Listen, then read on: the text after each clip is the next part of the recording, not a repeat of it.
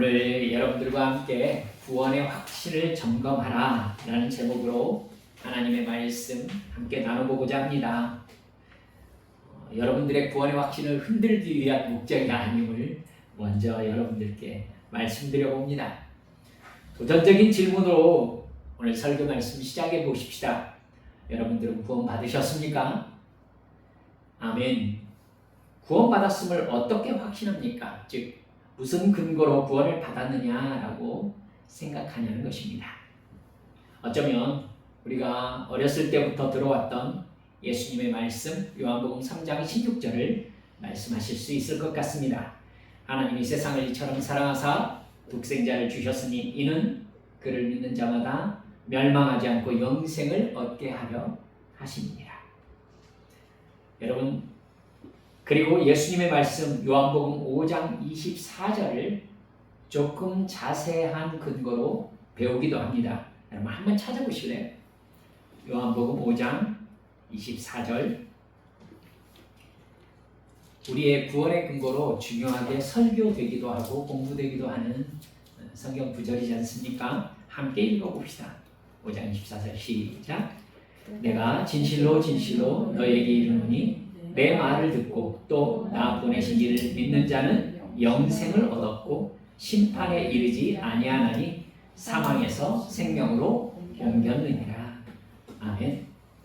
이 말씀을 근거로 나는 예수님께서 내 죄를 십자가의 죽음으로 사해 주셨다는 것을 믿으니까 구원받았다고 생각합니다. 이렇게 말씀하실 것입니다. 어쩌면 이 말씀을 자세한 설교 말씀으로 들으신 분들도 계실 거예요. 한 번 더 복습하는 의미로 제가 이렇게 정리해 드려 볼게요. 요한복음 5장 24절에 나오는 동사의 시제를 중심으로 해서요. 영어 NIV 성경을 직역하면 이렇게 해석할 수 있어요. 내가 진실로 진실로 너희에게 말한다. 내 말을 듣고 나를 보내신 분을 믿는 자는 영생을 얻고 심판을 받지 아니하고 사망에서 생명으로 옮겼다. 여러분, 영생을 얻는다는 말은 우리말로는 얻었고라고 해서 과거형으로 표현되어 있지만은 현재형으로 기록되어 있습니다. 예수님의 말씀을 듣고 하나님 아버지의 구원의 은혜를 믿는 사람은 현재 구원을 받는다는 의미입니다. 현재 구원을 받고 있다는 의미도 가능해요. 그래서 현재 심판을 받지 않는 겁니다. 현재 구원을 받으니까 현재 심판을 받지 않는 것이죠. 다 현재형으로 적혀 있습니다. 그런데 사망에서 생명으로 옮겼다라는 말은 현재 완료 시제로 되어 있습니다. 여러분, 그리스 원어, 헬라어 원어 성경도요, 완료 시제로 되어 있어요. 현재 완료 시제의 의미를 여러분들이 알고 계실 거예요. 과거에 시작된 일이 현재까지 영향을 미치고 있는 상태를 의미하는 게 완료 시제죠.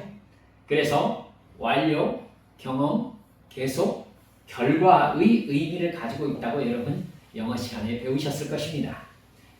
행위나 사건의 결과와 그 행위가 지금까지 끼친 영향이 더 중요하다라고 생각될 때 사용되는 독특한 영어권의 표현입니다. 우리나라에는 완료 시제를 표현할 수 있는 말이 딱히 없죠. 그러면 예수님을 믿은 사람은 과거의 어느 시점에 사망에서 생명으로 옮겨져서 지금도 생명으로 옮겨진 상태가 계속되고 있다. 이렇게 해석할 수 있는 겁니다. 그래서 나는 어느 시점에 예수님을 나의 구주로 믿었고 한 번 받은 구원은 취소되지 않으니까 지금도 내가 받은 구원은 지속되고 있다고 믿기 때문에 나는 구원받았다고 생각합니다. 이렇게 말하면 우리가 배워온 설교 말씀이나 성경 공부의 정답이라고 말할 수 있겠습니다. 여러분, 이것을 여러분들이 모두 다 알고 계시기 때문에 제가 오늘 설교 말씀을 여러분과 함께 나누려고 하는 거예요. 그것만으로 우리의 구원의 확신에 대한 문제가 과연 마무리되는 것일까라는 걸 한 번 더 생각해 보고 싶은 겁니다. 여러분, 우리가 지금까지 여러분들과 나눈 이 부분의 말씀은요, 하나님이 우리에게 베푸신 구원의 은혜 측면의 말씀이기 때문에 그래요. 여러분, 한 번 더 생각해 볼 부분이 믿음의 부분입니다. 우리가 주의 깊게 성경이 말씀하시는 믿음 측면에서 구원을 바라보는 시각이 필요하거든요. 예수님이 병든 사람을 고치시면서 자주 뭐라고 하셨느냐면 네 믿음이 너를 구원하였다 이렇게 말씀하셨어요. 왜 내 은혜가 너를 구원했다라고 말씀하지 않으셨을까요? 사실 그 사람이 병에서 고침받은 것은 예수님의 능력과 은혜로 된 거잖아요, 사실은. 그러니까 그 사람이 은혜를 받은 거잖아요. 그러니까 내 은혜가 너를 구원하였다라고 말해야 사실은 맞는 말 아닌가 하는 것입니다. 그 사람을 격려하기 위해서였을까요? 아니에요. 하나님의 은혜가 인간에게 주어질 때에는요, 반드시 그 은혜를 자기 것으로 받아들이는 믿음의 과정이 있어야 은혜가 은혜로서 효력을 발휘할 수 있기 때문입니다. 효력을 발휘한다는 말은 구원의 적용을 일으킨다는 것이죠. 마가복음 6장 1절에서부터 보면은요, 예수님의 고향 나사렛에 가셨을 때 일이 기록되어 있어요. 예수님이 나사렛 회당에 가셔서 가르치셨습니다. 여러분, 그때 나사렛 회당에 온 사람들은 예수님을 어렸을 때부터 알고 있는 친구들이고 부모님들이고 이웃 사람들이겠죠. 예. 그렇기 때문에요, 나사렛 사람들은 예수님을 어렸을 때부터 아는 이웃으로만 생각한 거예요. 그러니까 말씀을 들으면서 네가 뭔데? 라는 생각을 한 겁니다. 하면서 성경에서 예수님을 배척했다라고 나와요. 네가 이런 말을 우리에게 할 만한 사람이야? 라고 본 것이죠. 그러자 5절, 6절은 이렇게 나와요. 거기서는 아무 권능도 행하실 수 없어 다만 소수의 병자에게 안수하여 고치실 뿐이었고 그들이 믿지 않음을 이상히 여기셨더라. 이렇게 나와요. 여러분, 이상히 여기셨다라는 말씀으로 보아서 예수님이 병을 고치실 수 있는 능력이 줄어든 게 아닌 거고 은혜를 베푸시고자 하는 마음도 줄어든 게 아닌 거잖아요. 예. 근데 능력을 베푸실 수 없었다라고 기록하고 있어요. 능력을 베푸시지 않았다가 아니라 베푸실 수 없었던 거예요. 여러분, 대상들이 믿지 않자 그 사람에게 은혜로서 그 사람에게 적용될 수 있는 하나님의 능력을 베푸실 수가 없었던 겁니다. 없었던 거예요. 여러분, 하나님의 은혜는 반드시 믿음을 통하여 그 사람에게 은혜로서 그 사람을 구원할 수 있는 능력을 발휘하는 것입니다.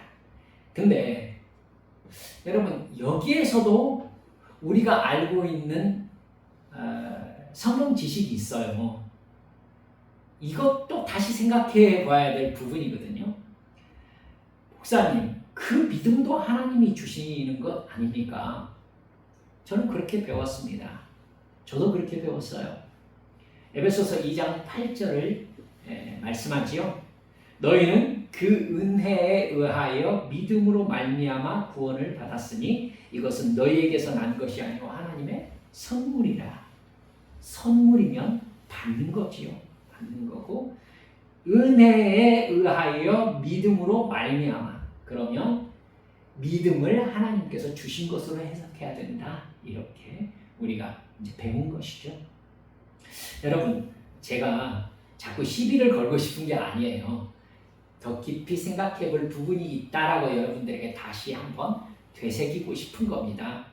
여러분, 에베소서 2장 8절 말씀이 하나님께서 너희에게 믿음을 주셨기 때문에 너희가 믿게 된 것이며 모든 것이 통째로 은혜다. 이 말씀을 과연 하고 계신 것일까? 여러분, 여기도 영어 성경을 직역해 보면요, 이렇게 말씀드릴 수 있어요. 너희가 구원을 얻은 것은 은혜로 된 것이요 믿음으로 된 것이니 이것이 너희에게서 난 것이 아니요 하나님의 선물이다. 그러니까 우리말로 해석했듯이 은혜를 인하여 믿음으로 말미암아 해서 믿음이 은혜의 결과인 것처럼 해석되어 있잖아요. 우리 성경에는. 근데 영어 성경에는 굳이 그렇게까지 얘기하고 있지는 않다는 느낌을 받을 수 있죠. 구원을 얻은 것은 은혜로 된 것이요 믿음으로 된 것이니, 그러면 은혜와 믿음을 영어 성경에서는 동치시키고 있죠. 그러니까 은혜로 구원을 받았고 또한 믿음으로 구원을 받았다라는 뜻입니다. 단순하게 믿게 해주시는 은혜를 주셔서 믿게 되었다고, 그래서 구원을 받았다고 보는 것은 조금은 지나친 해석이라는 것을 우리가 생각할 수 있습니다. 여러분, 만약에 하나님께서 우리에게 은혜를 주셔야, 즉 믿음을 주셔야 우리가 믿을 수 있다라고 강하게 그 부분만 강조를 하게 되면요, 예수님은 왜 믿지 않았느냐라고 말씀하실 수가 없게 됩니다. 그렇죠? 자기 모순이 되어버리죠. 믿게 해주시는 분이 예수님인데 예수님이 왜 나에게 믿지 않았느냐고 말씀하시는 것일까요? 할 수 있거든이 무슨 말이냐? 믿는 자에게는 능치 못할 일이 없다. 이 말씀 우리가 어떻게 이해해야 되죠? 여러분, 귀신 들린 아들을 데려온 아버지가 예수님에게 뭔가 하실 수 있으면 불쌍히 여기셔서 좀 도와주십시오 이렇게 얘기했습니다. 사실 이건 아버지가 할 수 있는 최선의 부탁 아닌가요? 근데 예수님은 굳이 거기서 할 수 있거든이라니 믿는 사람에게는 능히 하지 못할 일이 없네 라면서 아버지의 믿음을 강조합니다. 믿어야 역사가 일어난다는 뜻이죠. 여러분, 믿음을 주셔야 믿을 수 있다고 하면 믿으라고 하나 하나님께 이렇게 우리는 얘기하잖아요. 믿음을 주셔야 믿을 수 있잖아요. 믿게 해주세요. 이렇게 다시 하나님께 토스해버리는 상황이 되잖아요. 그렇죠? 이러면 앞뒤가 맞지 않습니다. 주님은 믿게 라고 얘기를 했는데, 아니 믿게 해주셔야 믿죠. 이러면 내가 믿지 않는 게 누구 책임이 되는 거예요? 하나님 책임이 되는 거지. 이러면 서로 왔다 갔다 하겠죠. 아니 믿으라니까 믿게 해주시라고요. 결론이 나질 않죠. 히브리서 3장 17절에서 19절까지에서는요, 우리에게 이 문제에 대해서 상당히 깊은 생각을 하게 만듭니다. 제가 세 번역으로 이렇게 읽어드릴게요. 하나님께서 40년 동안 누구에게 진노하셨습니까? 죄를 짓고 시체가 되어서 광야에 쓰러진 그 사람들이 아닙니까? 하나님께서는 누구에게 하나님의 안식에 들어가지 못하리라고 맹세하셨습니까? 순종하지 않은 사람들에게 하신 것이 아닙니까? 결국 그들이 들어갈 수 없었던 것은 믿지 않았기 때문임을 우리는 알고 있습니다. 여러분, 출애굽 1세대는요, 홍해를 건너는 구원을 체험했던 사람들이에요. 그런데 그들은 가나안 땅에 들어가지 못했습니다. 여러분, 이걸요, 히브리서 기자는 가나안 땅에 들어가지 못한 것을 구원받지 못한 것으로 해석하고 있어요.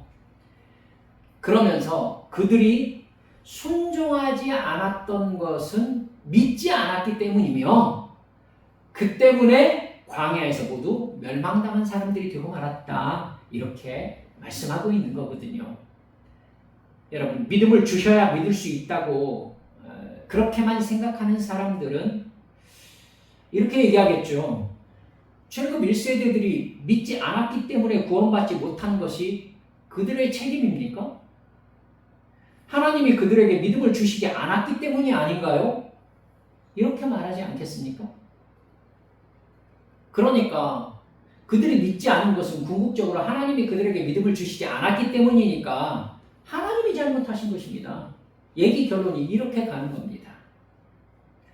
그러나 여러분, 성경을 살펴볼수록 하나님의 은혜는 믿음으로 나에게 수납되어서 말씀의 순종함을 일으키게 되고, 그것이 곧 구원과 연결됩니다. 여러분들에게 제가 여러 번 말씀드렸어요. 여러분, 구원의 은혜는 우리에게 믿음으로 수납되고 그것은 순종을 일으켜서 구원으로 적용됩니다. 여러분 이걸 단순하게 딸랑 이렇게 하나님이 나에게 구원의 은혜를 주셨다. 나는 구원 받았다. 이렇게만 설명하기에는요. 성경이 그 중간 과정의 믿음과 순종을 굉장히 여러 곳에서 말씀하고 계세요. 그 믿음의 책임이 온전히 나에게 있다라고 성경은 못 박습니다. 여러분 율법의 헌장이 무엇인지 아시죠? 율법의 헌법, 헌장. 여러분 신명기 6장 5절입니다. 너는 마음을 다하고 뜻을 다하고 힘을 다하여 내 하나님 여호와를 사랑하라. 하나님이 주신 구원의 은혜를 믿는 사람만 하나님을 사랑할 수 있습니다. 그리고 하나님을 사랑하는 사람만 하나님의 말씀에 순종할 수 있어요. 그러나 여러분 이스라엘 민족은 역사 속에서 하나님을 사랑하는 민족이 되지 못했습니다. 하나님을 믿지 않았기 때문입니다. 자기들이 바라는 이익을 준다는 우상을 숭배했습니다. 바알 숭배자들로 그들은 기울어졌어요. 그렇게 하나님의 말씀에 순종하지 못하고 죄를 범하다가 결국 아시리아에 멸망당하고 바벨론에게 멸망당하고 말았다는 것이 구약 성경의 역사입니다. 이 상황에서요. 하나님께 이렇게 우리 한번 우리의 죄성으로 따져봅시다. 하나님을 사랑할 수 있도록 만들어 주셨어야죠. 여러분 어떠세요? 제가 하나님을 어떻게 사랑합니까? 하나님이 사랑할 수 있도록 해주셔야죠. 나를 구원하시려면 내가 죄를 짓지 않도록 막아주셨어야죠. 결국 미래의 모든 것을 아신 하나님께서 나를 구원하지 않으시려고 작정하셨으니까 내가 하나님을 믿을 믿음을 주시지 않은 것 아닌가요? 여러분 이런 신앙의 행태를 가지고 있는 기독교인들은요. 하나님의 말씀을 무용지물로 만드는 사람들입니다. 그 사람들에게 하나님의 말씀이 뭐가 필요하죠? 하나님께서 내 하나님 여호와를 사랑하라 이렇게 말씀했더니 사랑하게 해주세요. 예수님을 믿어라. 믿게 해주세요. 이럴 것 같으면 하나님이 뭐하러 사랑하라고 얘기하고 뭐하러 믿으라고 얘기하죠? 그 사람들은요. 하나님의 전지전능하심을 이렇게 해석합니다. 모든 걸 작정하신 하나님이시니까 이미 내가 구원받을 것이나 구원받지 못할 것을 알고 계시고 정해져 있다.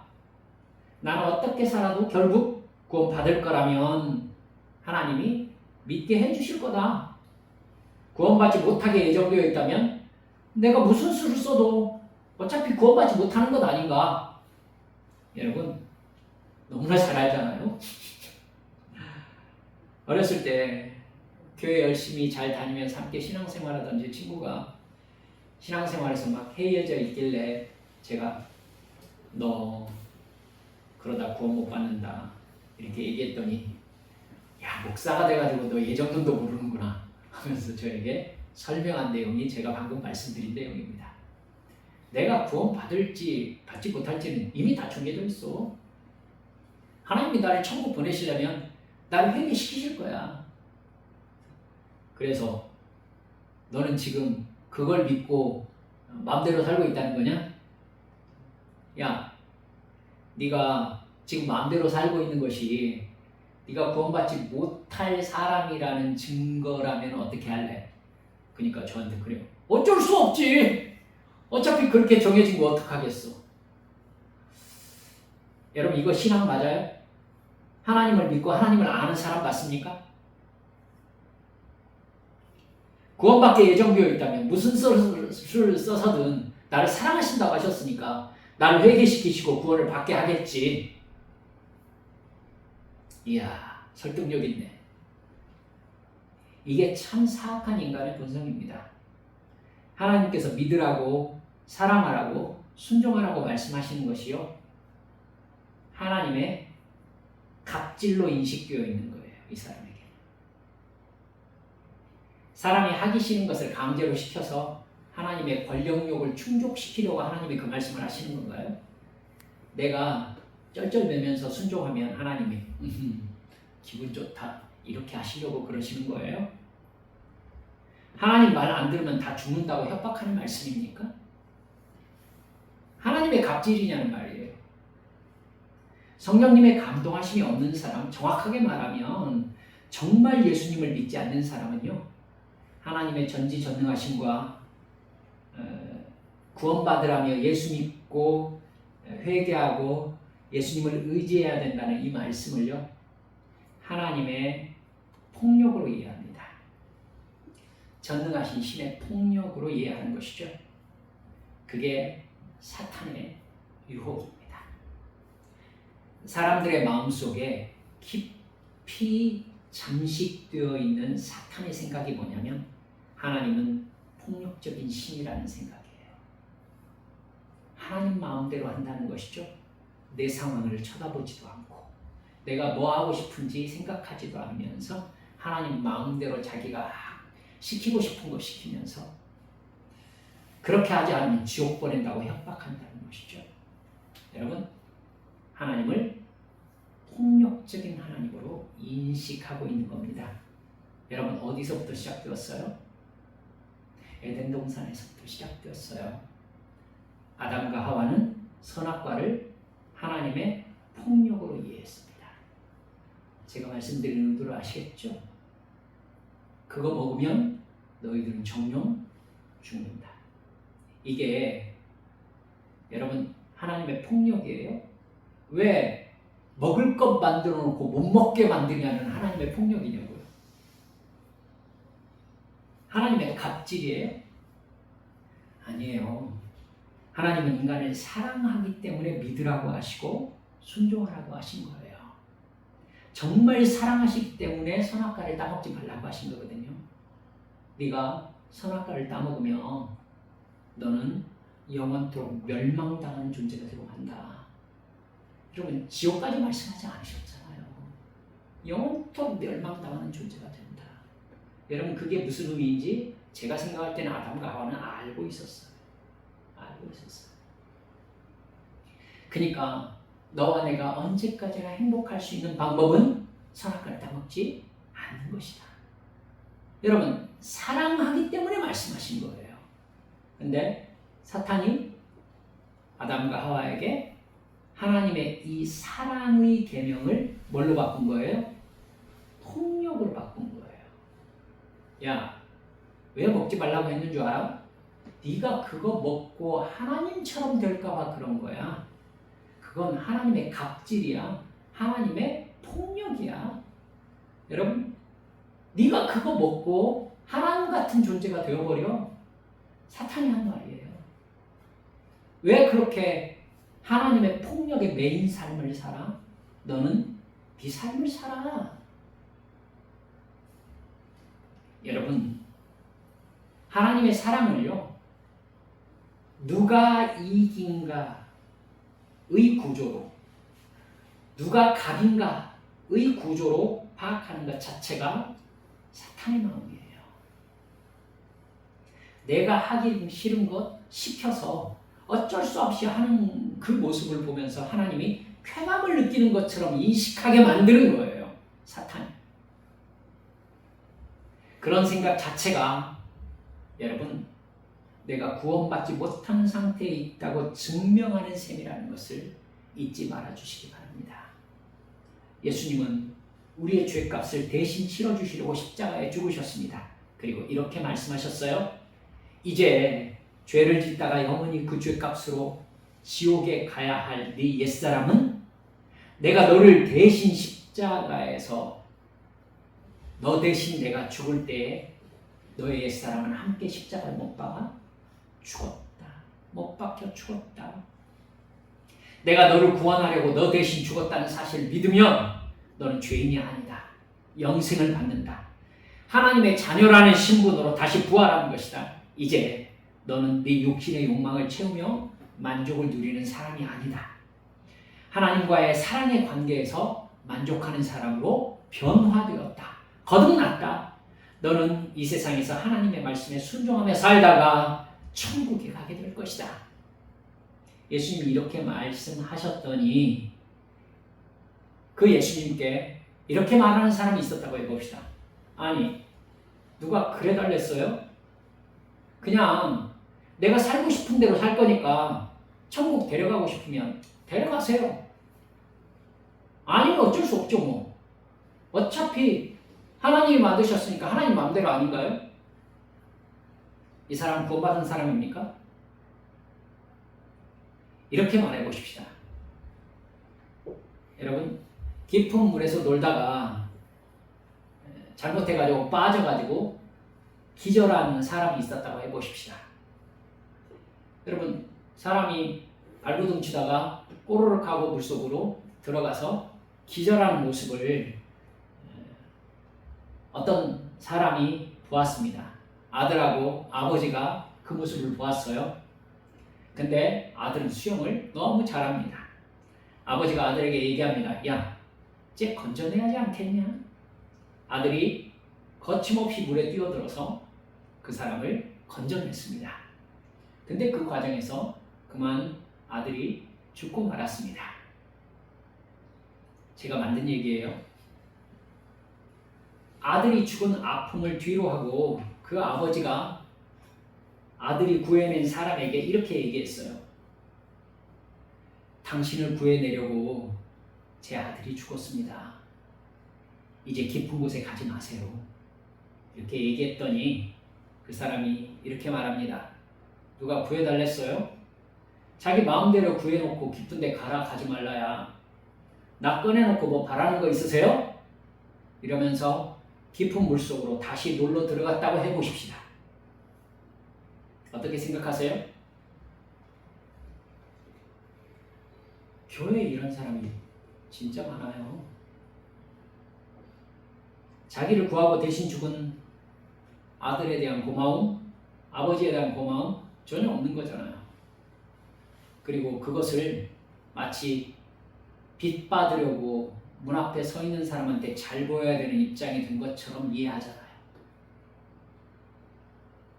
수많은 기독교인들이 하나님이 아쉬워서 나를 구원한 것처럼 하기 싫은 거 시키면서 하나님이 나 구원한 권력감을 누리려는 것처럼 생각합니다. 순종이 하나님이 자기 말 잘 듣는 나를 보고 만족하기 위해서 순종하라고 시키는 것처럼 이해해요. 그 사람은 하나님의 사랑을 모르는 사람입니다. 예수님의 십자가를 사랑이 아니라 하나님의 투자로 느끼는 거지요. 하나님을 사랑하지 않는 겁니다. 여러분, 구약 성경에서 여러분들이 지금 성경 읽고 계시다면 지금 한참 그 부분 나가고 있습니다만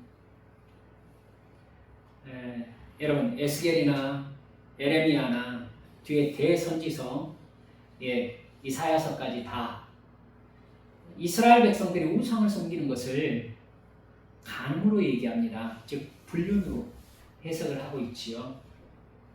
여러분 굳이 얘기 듣고 말하기 불편합니다만 이렇게 한번 얘기해 보십시다. 배우자 중에 한 사람이 불륜에 빠졌습니다. 근데 그걸 상대 배우자가 알게 됐어요. 그래가지고 왜 그랬는가 라고 얘기를 하니까 미안하다, 내가 잘못했다, 용서해주면 다시는 그러지 않겠다 이렇게 얘기했습니다. 그래서 그래, 그러면 우리 다시 시작하는 마음으로 다시 사랑합시다. 제가 당신을 용서합니다. 이랬어요. 그랬는데 얼마 지나지 않아서 상대방이 또 그 짓에 빠져 있는 것을 발견하게 되었다고 해보십시다. 그 배우자가 이렇게 얘기했습니다. 당신 저번 때 용서해달라고 해서 제가 용서해드리지 않았습니까? 왜 이렇습니까? 라고 얘기를 했더니 그 사람이 이렇게 대답해요. 그때 그랬던 것은 그때 당신이 용서해 준다고 했으니까 다 끝난 문제 아니요. 이번에도 나를 용서해 주시오. 여러분, 이 사람 그때 죄 용서함 받은 사람일까요? 사랑하는 여러분들이요, 회개는 어느 때 회개의 진짜 의미가 성취됩니까? 회개했으면 그 회개한 죄가 다시 반복되지 않아야 용서 안에 머무르는 거잖아요. 그렇죠? 그게 그때 지었던 죄는 해결되었고 이건 다시 새로운 상황이다. 아주 이기적이잖아요. 그렇죠? 아주 이기적이에요. 이건 사랑의 관계가 아니잖아요. 여러분, 그때 용서받았다면, 내가 용서받았다고 생각한다면 그 용서 안에 머물러야죠. 제가 무슨 말씀 드리려고 하는지 여러분 이해하시죠? 구원받았으면 구원 안에 머물러야죠. 그렇죠? 용서받았으면 용서 안에 머물러야죠. 회개했으면 그 죄를 회개한 사람으로 지금 머물러 있어야 용서가 적용된 사람인 거잖아요. 그렇죠? 그래야 그때 받은 구원이 지금도 지속되고 있다는 현재 완료 상태에 머물러 있는 거잖아요.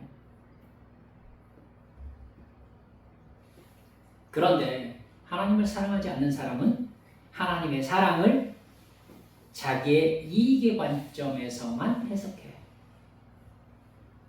그래서 순종과 불순종의 경계선에 서서 하나님하고 자꾸 거래를 해요. 이 정도면 불순종까지는 아니죠. 이 얘기를 하고 싶어요, 자꾸. 누구예요? 구원받지 못한 사람이에요. 하나님을 사랑하지 않는 사람이에요. 하나님의 사랑을 자기 이익, 육체적 만족에 이용하려는 사람이에요. 설교 마무리에서 여러분들께 이래 말씀드립니다마는 본문 말씀 16절을 보면 너희가 하나님의 말씀에 순종함으로 의에 이르거나 여전히 육신의 만족을 위해 죄를 지음으로 죽음에 이른다, 이렇게 말씀하고 있어요. 즉 이 세상에는 하나님을 사랑해서 하나님의 말씀에 순종하는 구원받은 사람과 자기 육신의 만족을 사랑해서 하나님의 말씀에 불순종하는 지옥 가는 사람, 이 두 종류의 사람밖에 없다고 얘기하고 있는 거예요. 이제 죄의 노예에서 해방되어서 의로움의 종이 되었으니 하나님의 말씀에 순종함으로 하나님의 자녀다운 삶을 삶으로 말미암아 너의 정체성을 증명하라는 말씀이에요. 21절에서는 이렇게 말씀하죠. 너희가 육신의 만족을 위하여 자기 마음대로 산다면 그 마지막은 영원한 죽음일 뿐이다. 여러분, 이 말을 하나님이고 구원이고 아무것도 모르는 사람에게 지금 사도 바울이 얘기하고 있는 거예요? 아니에요. 어떻게 구원받는지, 믿음으로 구원받고 하나님의 은혜가 나에게 적용된다는 것까지 모두 다 알고 있는 로마에 사는 기독교인들에게 얘기하고 있는 거예요. 그 사람들에게 너희 육신의 만족을 위하여 자기 마음대로 산다면 너희들이 구원받았다고 생각할지 모르지만 결국은 영원한 죽음에 도착하게 될 것이다. 그러면 오늘 설교 제목처럼 구원의 확신을 점검하려면 뭘 점검하면 될까요? 예수님의 나를 대신한 십자가의 죽음이 지옥의 형벌을 받아야 될 나를 대신한 죽음임을 진짜로 내가 믿고 있는가? 그래서 그 사실을 믿는 나의 옛사람이 예수님과 함께 십자가에 못 박혀 죽었다는 사실을 정말로 인정하는가? 그 은혜를 믿지 않으면 나는 지옥에 갈 수밖에 없는 죄인이라는 것을 정말로 인정하고 있는가? 그래서 나는 지금 거듭난 새 사람, 하나님의 자녀로서 하나님의 말씀에 순종하며 살아가고 있는가? 여러분, 이 질문들에 대하여 그렇습니다 라고 대답하지 못한다면 구원받지 못했거나 하나님과의 관계에 심각한 문제가 있는 상태에 머무르고 있는 겁니다. 나는 물에 빠져서 기절한 사람처럼요. 예전에 죄 가운데 빠져서 내가 죽어가고 있는지도 몰랐던 사람이라는 걸 아셔야 해요. 그런 나를 구원하시고는 내가 어떤 상태에 있었는지를 가르쳐 주셨어요. 그 상태가 지속되면 어떤 결과가 오는지를 가르쳐 주셨어요. 이제 죄에 빠져 지옥으로 걸어가는 길과 반대로 하나님의 말씀에 순종하며 영원한 천국의 영생을 향하여 걸어가라고 말씀하세요. 예배와 기도와 감사와 순종을 실천하라는 것입니다. 의식적인 예배와 감사와 순종을 실천하고 개인적인 삶에서 예배와 감사와 기도와 순종을 실천하라는 것입니다. 그래서 하나님이 베푸신 은혜를 받고 그 은혜 안에 살아가라는 것입니다. 그건 하나님이 이익 보려고 하는 얘기가 아니에요. 진정으로 예수 안에 행복한 영생의 삶을 누리라고 순종을 명하고 계신 거예요. 행복하라고. 의롭다고 인정해 주신 칭의의 은혜를 받았으면 의로운 삶, 즉 성화의 삶으로 응답하는 게 당연한 것입니다. 그 사람이 영원한 구원에 도착해서 영화의 상태로 들어가는 것이죠. 그러니까 칭의는 성화로 연결되고 성화, 즉 순종은 영화, 영원한 생명으로 연결되는 것입니다. 영화가 구원의 완성입니다. 그렇기 때문에 우리는 지금 성화의 단계에서 구원받고 있는 것이죠. 여기서 히브리서 기자는 구원에 이르지 못할 사람이 있는지 두려워하라 라고 우리에게 가르쳐주고 있습니다. 사랑하는 성도 여러분들, 우리 한빛 가족 모두 주님이 주신 구원의 은혜를 믿음으로 받아서 순종함으로 구원 안에 살아가는 참 구원의 자녀 되시기를 주 예수님의 이름으로 축원합니다. 우리 함께 기도하십시다. 사랑하는 여러분들, 이 시간 기도하시면서요, 주여, 제가 정말로 예수 제대로 믿게 해주세요. 내가 하나님의 사랑을 내 이익의 관점에서 해석하는 악함을 버리게 해주세요. 하나님을 사랑하며 그 말씀에 순종하는 것이 나에게 너무 당연하고 그것이 진짜 행복이라는 것을 제가 인식하게 해주세요. 주님 앞에 함께 통성으로 기도하시겠습니다.